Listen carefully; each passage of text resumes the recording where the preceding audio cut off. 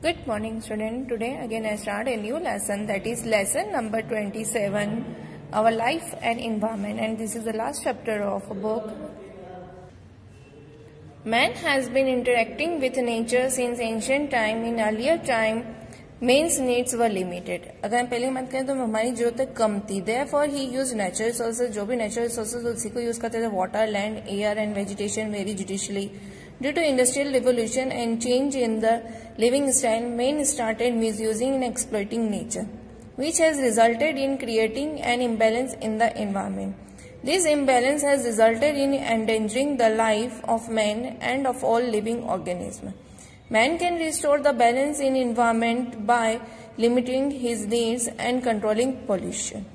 अब मेन जो है जितना भी यूज कर रहा है उसे बैलेंस तरीके से यूज नहीं कर रहा है और इन्वायरमेंट को पॉल्यूट करे जा रहा है.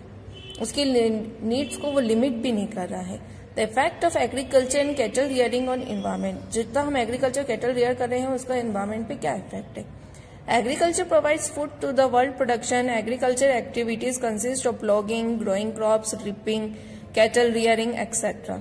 The modern agriculture is completely different from traditional agriculture. The traditional agriculture was based on human and animal labor, whereas modern agriculture has become highly mechanized. Many of the agriculture activities practiced are not environment friendly. Some activities have directly and indirectly affected the environment adversely.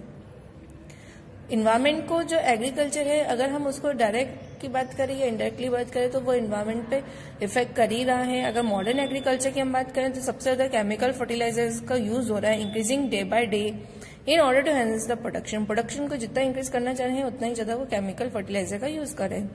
Although chemical fertilizers are beneficial for increasing the production of food grains, it has an adverse effect on environment. उसका उल्टा असर किस पे जा रहा है, environment में. Normally, only 60% of the total chemical fertilizers are absorbed by plants. 60% ही जो है टोटल केमिकल फर्टिलाइजर जो है प्लांट्स द्वारा ऑब्जर्व हो रहा है और बाकी जो है वो किस में जा रहा है, सॉइल में जा रहा है. And the remaining fertilizer which is retained in the soil affects in many ways. बहुत तरीके से कर रहा है. It is soluble in rainwater में मिक्स होके जा रहा है and reaches the lakes, rivers and ponds. The surface and ground water thus gets polluted. इसलिए जो ground water है वो pollute हो रहा है. Every year farmers have to face the problems of the pests, insects and diseases. Farmers use various insecticides and pesticides to protect the crop from insects and diseases. Continuous use of insecticides and pesticides जो है adverse effect डाल रहा है किस पे, fertility of the soil पे, as well as on the health of human beings पे भी. एनिमल हस्बेंड्री जो है is a branch of agriculture that deals with the breeding and rearing of animals. Animals का भी जो है हस्बेंड एग्रीकल्चर के थ्रू जो भी है वो हमारे एनवायरमेंट पे इफेक्ट डाल रहे हैं. जैसे animals Rudyard and manage for various users like food, work etcetera. Latest techniques को जो यूज किया जा रहा है generate animal products at commercial level. Large amount of money जो है उनके प्रॉपर फूड एंड मैनेजमेंट के लिए यूज की जाती है so that maximum return can be achieve और उनसे वो ज्यादा अचीव कर सके income. But in most part of the world animals lack proper food and management. कई जगह पे हम देखें तो उनको अच्छे से खाना भी नहीं, पर उनसे काम ज्यादा लिया जा रहा है. Increasing human population is putting pressure on animals. हम एनिमल्स पर प्रेशर डाल रहे हैं, जैसे डिमांड ऑफ एनिमल प्रोडक्ट्स की हमें बढ़ती जा रही है. Scientist are working hard to increase the production of this goods. अब साइंटिस्ट जो है इसका अल्टरनेट मेथड ढूंढ रहे हैं कि वो इन प्रोडक्ट्स को ज्यादा यूज करें बट उनको एनिमल्स को परेशान किए बिना. They have made intensive research on animals. They have been successful in most cases like rearing of good breed of sheep for increased production of wool, artificial reproduction of animals through cloning. Latest research focus only on economically lucrative breeds. It may lead to diminishing biodiversity. अगर हम industry की बात करें तो industry refers to the production of goods and services in an area. Natural resources and technology are combined to produce goods and services. Earlier also goods are produced but large scale production started only after the industry's revolution. Large scale production तभी possible है जब industrial revolution start हुआ. Only when goods are produced with the fast and efficient machines. Latest and advance technology is use and large number of work force is employed. जब हमारे पास workers, machine, सब चीजें, technology नहीं होंगी then हमारे पास production भी उतना ही ज्यादा होगा। The important industries today are iron and steel, automobile, sugar and textile industries भी है। Every industry has its inputs and outputs. The inputs are the raw material, machinery, technology, capital, labor, etc. Output is the final product or finished goods when the final product of an industry is used by another industry. It is called producer goods. Steel is an important producer good as it is the final product of iron and steel industry, but it is used by many other industries like construction industry, automobile industry, ship building industry, etc. तो ये सारे बताएं जो final product जो है वो हमको किससे मिलता है, एक दूसरी इंडस्ट्री से। मतलब हमने रॉ इंडस्ट्री अलग है हमारी और फाइनल प्रोडक्ट इंडस्ट्री अलग है। कंपोनेंट्स ऑफ इंडस्ट्री की अगर हम बात करें तो most of the manufacturing industries need 4 inputs. हर एक इंडस्ट्री के लिए 4 चीजें जरूरी। पहला है कैपिटल, दूसरा है रॉ मटेरियल, तीसरा है टेक्नोलॉजी एंड चौथा है लेबर। पहले अगर हम कैपिटल की बात करें तो every industry needs 2 types of capital. 2 तरह के कैपिटल चाहिए, एक फाइनेंस कैपिटल और दूसरा है physical capital. Physical capital is building, machinery etcetera and the finance and capital is obtained और बोरोड फ्रॉम बैंक्स और अदर इंस्टीट्यूशंस। कैपिटल मतलब मनी से रिलेटेड बात करें, फाइनेंशियल पे हमें कंडीशन अच्छी होगी तो ही हम किसी इंडस्ट्री को बिल्ड कर जाएंगे जिसके कैपिटल में इंक्लूड है, जैसे बिल्डिंग, मशीनरी, ये सब चीजें आती हैं। सेकेंडरी हम बात करें रॉ मटेरियल की तो most of the industries rely on the raw materials provided by natural resources. This resources may be renewable and non renewable. Secondly क्या चाहिए हमें, वहां पे रॉ मटेरियल, कच्चा माल चाहिए जिसके बेसिस पे इंडस्ट्री में हम वर्क करेंगे। थर्ड, वहां पे हमें टेक्नोलॉजी चाहिए। Today the technological advancement have led to tremendous industrial innovations in the field of technology can transform the culture of the society. And अगर फोर्थली हम बात करें तो labour refers to the work force. Labour unions are form who negotiate the wages and works with the owners. Third, technology होगी तो ही हम उसको कैसे यूज करना है सीख पाएंगे। एंड बिना लेबर के तो मशीन अपने आप चलेगी नहीं, तो इसलिए लेबर भी होना जरूरी है। अब क्या प्रोसेस होती है गुड्स को मैन्युफैक्चर करने के लिए, तो manufacturing of goods involve 3 process दी है। पहला assembly, alteration and extraction. Assembly मतलब किसी चीज को असेंबल करना। Assembly is a combination of parts to make the final product. For example किसी भी बाइसिकल को बनाने के लिए हमें उसके लिए डिफरेंट पार्ट्स चाहिए, जैसे wheel, handle, seat, chair etcetera. Second हम बात करें अल्ट्रेशन की तो alteration is the modification of the raw material into a new material और final product. For example sawing of trees into lumber. किसी भी चीज को अल्टर करना, चेंज करना, उसको रूप ही बदल देना। एंड थर्ड एक्सट्रैक्शन मतलब किसी चीज को निकालना। Extraction process removes one or more components from the raw material. For example, petrol is extracted from crude oil. Oil के अंदर से हम क्या निकाल रहे हैं, पेट्रोल, और एक नया प्रोडक्ट निकाल रहे थे, इसे हम एक्सट्रैक्शन प्रोसेस कहते हैं। तो 3 प्रोसेस बताएंगे। पहले असेंबल करना मतलब सब चीजें इकट्ठी करना, अल्ट्रेशन उसे चेंज करना, एक्सट्रैक्शन मतलब किसी के अंदर से नई चीज निकाल के उसे बनाना। Besides these things, there are other processes also involved in the manufacturing. The processes vary far from one industry to another और ये चेंज होती जाएंगी। गुड्स के बारे में बात कर रहे हैं, प्रोडक्शन ऑफ गुड्स। तो production of goods dates back to ancient times. There are many proofs of early production like bricks used in the buildings, earthen pots to store grains, etc. All these were produced with hands. As civilization grew, the method of production improved because of innovation. For example, fibers taken from different sources are processed to form cloth. The important sources of fibers are कुछ source बताए जैसे cotton, jute, silk and wool. Certain synthetic materials जो थे also used as a source of fibers like nylon and polyester. Fibers taken from various sources are straightened to make thin threads.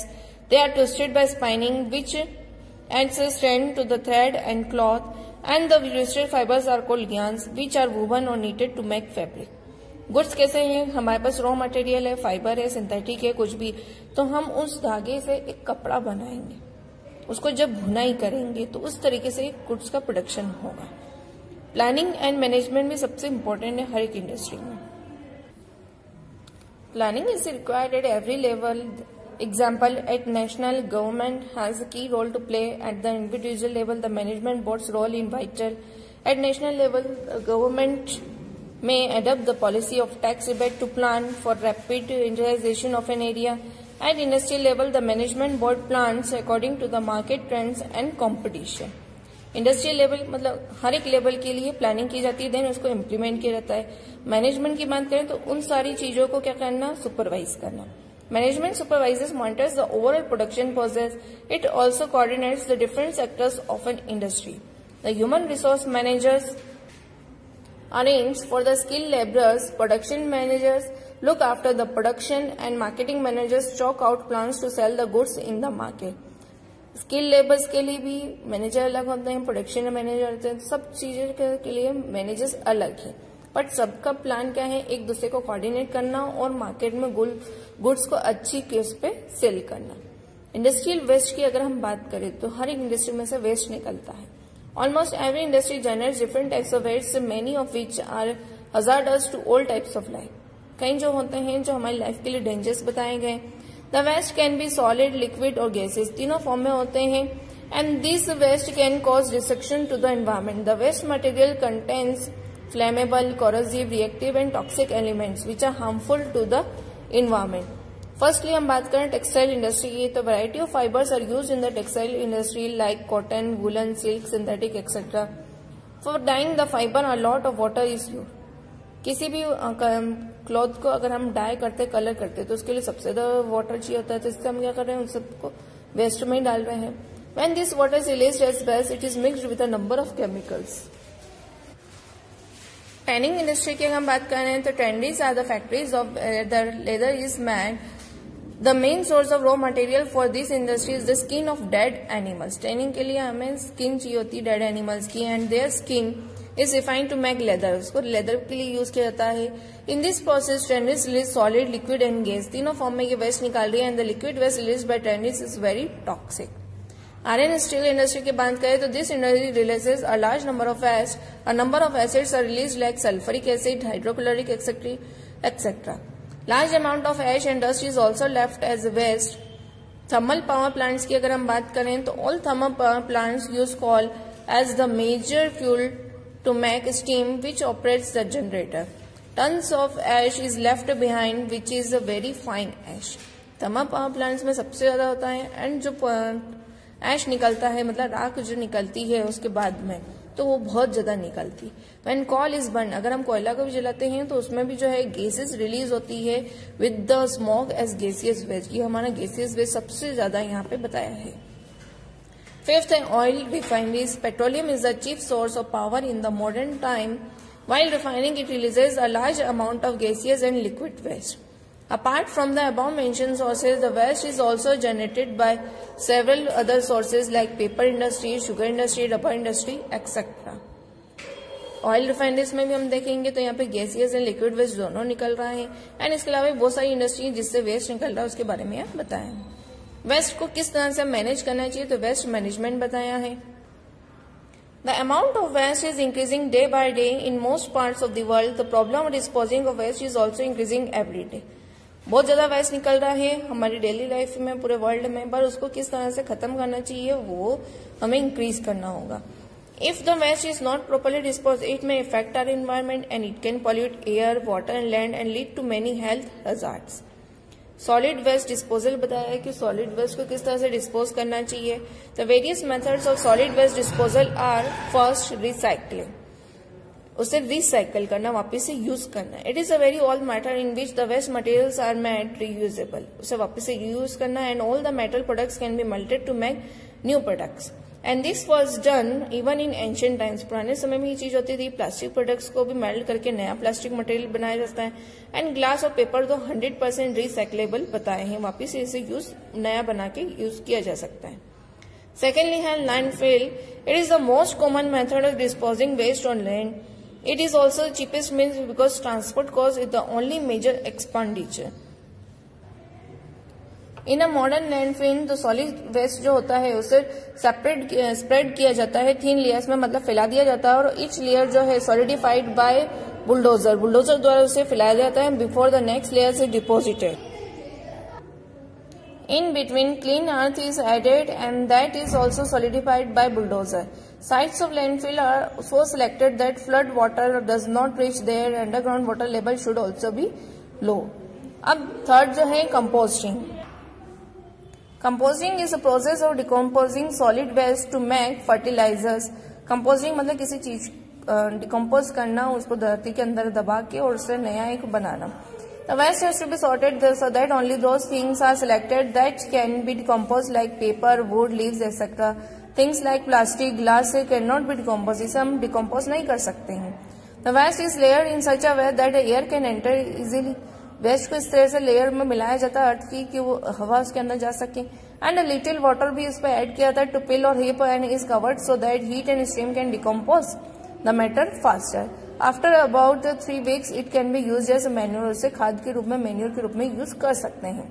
Then incinerator की अगर हम बात करें तो incinerator जो है वेस्ट इज बर्न, इस तरह से वेस्ट को बर्न करता है so it reduces in weight and volume.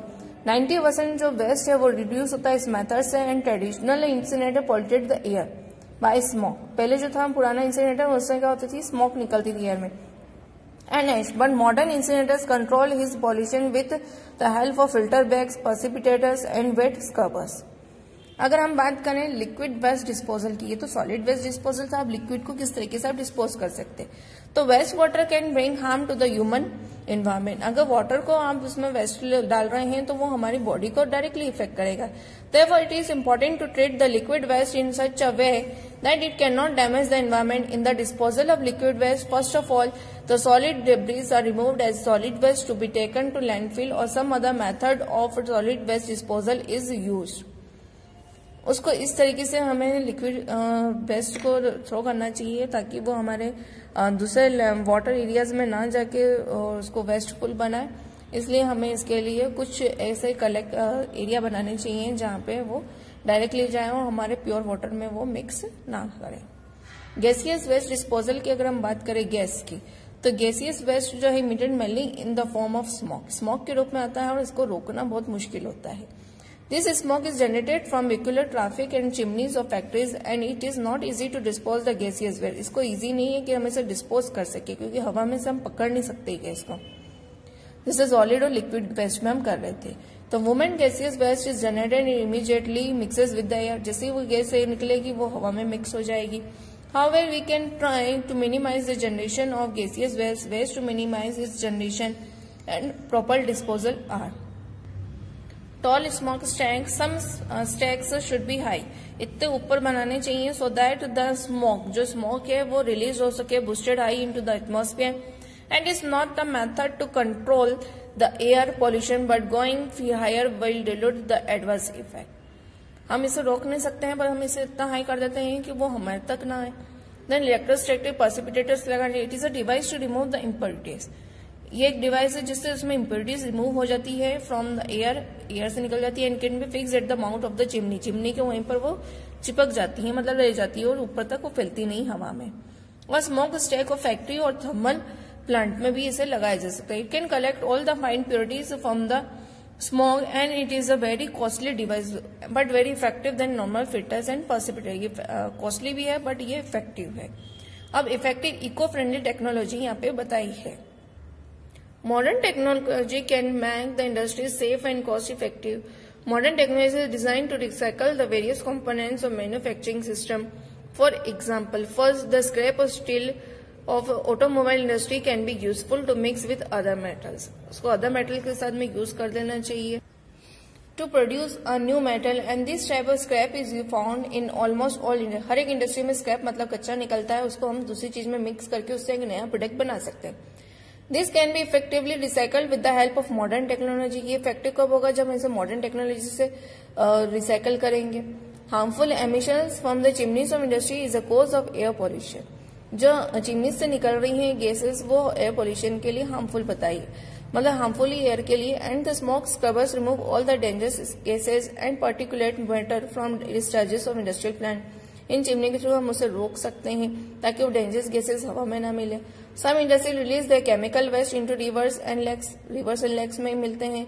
And modern technology से evolve many techniques to reuse such waste और minimise the effects of waste that is release. In the transport sector की बात करें तो CNG use करनी चाहिए जो minimum pollution करे as compare to other energy sources. Modern computer aided machines को यूज करना चाहिए जिससे हमें पता चले कि एक्यूरेट एंड इकोनॉमिकल हो जो इट सेव्स द एनर्जी भी सेव करेंगे एंड मिनिमम वेस्ट यूज होगा, निकलेगा बाहर, और जो प्रोडक्ट्स जो भी बनेंगे वो बहुत अच्छे बनेंगे और कॉस्ट ऑफ प्रोडक्शन भी उसकी कम रहेगी. As the modern energy conservation sources, the leaves of some plants are used to produce biodiesels and research is being carried out on. अभी एक रिसर्च चल रही है मॉडर्न एनर्जी कंजर्वेशन में, जिसमें जो प्लांट्स के लीव्स से भी बायोडीजल बनाया जा सकता है, उसके ऊपर रिसर्च जारी है, जिसके कारण इनको हम रीयूटिलाइज कर सकते हैं. नेशनल इन्वायरमेंटल इश्यूज जो हैं हमारे यहाँ पे इन्वायरमेंट से रिलेटेड, वो ये है. In India industrialisation pickup in the 70s and 80s. 70s 80s में इंडस्ट्रियलाइजेशन स्टार्ट हुआ है. Along with it, many organizations and agencies and departments were established whose main job was to deal with environmental issues. Among these agencies, there were governmental as well as non-governmental agencies. जैसे NGOs बने हुए हैं.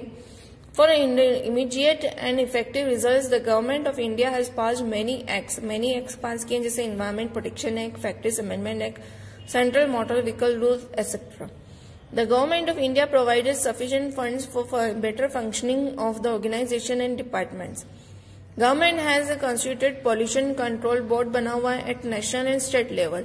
These boards have been authorized to survey the area and fix the responsibility.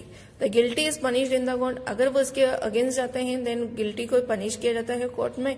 And these boards can order for the closure of any factory if it is not properly disposing waste and causing pollution.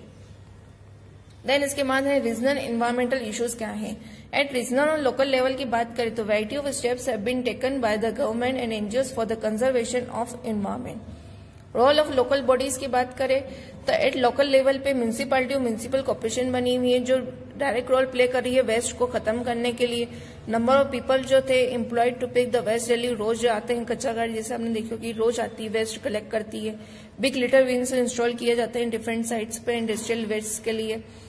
The sewage of the city is drained to distant parts. जो हमारे यहाँ का sewage system है या मतलब जो हमारे नालियों का जो पानी है या जो भी कचरा है उसे दूर तक के लिए छोड़ दिया जाता है ताकि सिटी के अंदर इतनी गंदगी ना बने. देन प्रॉपर ट्रीटमेंट दिया गया liquid waste is done at the treatment plants लगाने चाहिए. रोल ऑफ कम्युनिटी की बात करें तो कम्युनिटी की भी जिम्मेदारी है कि जितना भी वेस्ट है उसको डिस्पोज किया जाए. People should not throw rubbish, road पे वो कचरा ना फेंके, पार्क्स में ना फेंके और अवॉइड करें वाटर को गंदा करने से. Then people should be able to distinguish between the biodegradable and non biodegradable waste. लोगों को समझ में आना चाहिए कि कौन सा जो वेस्ट है वो मैन्योर बन सकता है और कौन सा नहीं बन सकता है. बायोडिग्रेडेबल वेस्ट क्या होता है is that which can be broken down by micro organism. छोटे छोटे माइक्रो इंसेक्ट्स द्वारा उसे खत्म कर देते हैं अगर हम उसे फेंकते हैं. एंड दस easily mix with the soil, और वो सॉइल के साथ मिक्स हो जाता है. इट इंक्लूड्स जैसे प्लांट्स एंड रिलेटेड लाइक्स जैसे कोई लीव्स है, वेजिटेबल्स है, फ्रूट्स है, एक्सेट्रा है. और जो नॉन बायोडिग्रेडेबल वेस्ट जैसे प्लास्टिक गुड्स है, पॉलिथीन बैग्स है, सिंथेटिक क्लॉथ से, मेटल से, ये कभी भी अपने आप से खत्म नहीं होती है. Some of the good produce by industries are not environment friendly. कुछ ऐसी चीजें हैं जो इन्वायरमेंट फ्रेंडली नहीं है. We should buy only those goods which are made in an environment friendly way. हमें वही प्रोडक्ट्स यूज करने चाहिए जो इन्वायरमेंट के लिए अच्छे हों. If we stop buying things, अगर हम ये चीजें खरीदना बंद कर देंगे तो इंडस्ट्री उसे बनाना भी बंद कर देंगी. For a better disposal of waste combined action from every day is essential. It is to join efforts. ये सिर्फ एक सिंगल एफर्ट नहीं है, सबका एफर्ट होना चाहिए इसको रोकने के लिए. एंड नो सिंगल एजेंसी और इंडिविजुअल इसको कंप्लीट कर सकता है, इसके लिए सबकी हेल्प जरूरी है. This was the lesson and PDF will be send to you.